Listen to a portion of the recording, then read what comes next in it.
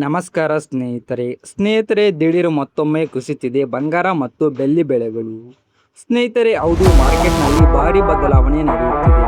ನೀವು ಆಭರಣ ಖರೀದಿ ಮಾಡಲು ಯೋಚನೆ ಮಾಡ್ತಿದ್ರೆ ಇದು ಒಳ್ಳೆಯ ಅವಕಾಶನ ಅಥವಾ ಇನ್ನೂ ಕಾಯಬೇಕಾ? ಈ ಎಲ್ಲ ಪ್ರಶ್ನೆಗಳಿಗೆ ಉತ್ತರ ಈ ವಿಡಿಯೋದಲ್ಲಿ ಸಿಗಲಿದೆ. ಇವತ್ತಿನ ಕರ್ನಾಟಕದ ತಾಜಾ ಬಂಗಾರ ಮತ್ತು ಬೆಳ್ಳಿ ಬೆಲೆ ಮುಂದಿನ ದಿನಗಳಲ್ಲಿ ಏನಾಗಬಹುದು? 18 ಕ್ಯಾರೆಟ್, 22 ಕ್ಯಾರೆಟ್, 24 ಕ್ಯಾರೆಟ್ ಯಾವುದು ಬೆಸ್ಟ್? ಎಲ್ಲವನ್ನ ಸರಳವಾಗಿ ತಿಳಿಸುತ್ತೇವೆ. ಹಾಗಾಗಿ ವಿಡಿಯೋವನ್ನು ಕೊನೆವರೆಗೂ ನೋಡಿ. ಮೊದಲನೇ ಪ್ರಶ್ನೆ, ನಿಮ್ಮ ಪ್ರಕಾರ ಬಂಗಾರದ ಸರಿಯಾದ ಬೆಲೆ ಎಷ್ಟು ಇರಬೇಕಂತ ಕಮೆಂಟ್ನಲ್ಲಿ ತಿಳಿಸಿ.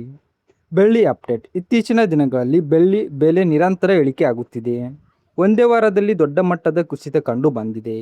ಮಾರ್ಕೆಟ್ ಟ್ರೆಂಡ್ ನೋಡಿದರೆ ಇನ್ನೂ ಸ್ವಲ್ಪ ಅಸ್ಥಿರತೆ ಮುಂದುವರಿಯುವ ಸಾಧ್ಯತೆ ಕೂಡ ಇದೆ. ಬಂಗಾರದ ಬೆಲೆ ಇಳಿಕೆ ಏಕೆ ಆಗುತ್ತೆ? ಡಾಲರ್ ಬಲವಾಗುತ್ತಿದೆ. ಹೂಡಿಕೆದಾರರು ಕ್ರೂಡ್ ಆಯಿಲ್ ಕಡೆಗೆ ಶಿಫ್ಟ್ ಆಗುತ್ತಿದ್ದಾರೆ. ಜಾಗತಿಕ ಅನಿಶ್ಚಿತತೆ ನಡೆಯು ಗೋಲ್ಡ್ನಲ್ಲಿ ಬೇಡಿಕೆ ಕಡಿಮೆ ಆಗಿದೆ. ಇದರ ಪರಿಣಾಮವಾಗಿ ಬಂಗಾರದ ಬೆಲೆ ಇಳಿಕೆ ಆಗುತ್ತಿದೆ.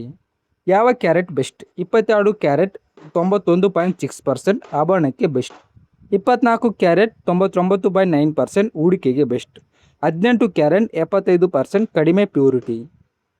ಯಾವಾಗಲೂ BIS ಹಾಲ್ಮಾರ್ಕ್ ಇರುವ ಬಂಗಾರವನ್ನೇ ಖರೀದಿ ಮಾಡಿ. ಇನ್ಕಮ್ ಟ್ಯಾಕ್ಸ್ ನಿಯಮಗಳು: ಮದುವೆಯಾದ ಮಹಿಳೆ 500 ಗ್ರಾಂವರೆಗೆ, ಮದುವೆಯಾಗದ ಮಹಿಳೆ 250 ಗ್ರಾಂವರೆಗೆ, ಪುರುಷರು 100 ಗ್ರಾಂ. ಇದರ ಮೇಲೆ ಇದ್ದರೆ ಬಿಲ್ ಮತ್ತು ಇನ್ಕಮ್ ಟ್ಯಾಕ್ಸ್ ಪ್ರೂಫ್ ಇರಬೇಕು. ಸ್ಮಾರ್ಟ್ ಖರೀದಿ ಟಿಪ್: ಒಂದೇ ಬಾರಿ ದೊಡ್ಡ ಮೊತ್ತದಲ್ಲಿ ಖರೀದಿ ಮಾಡಬೇಡಿ.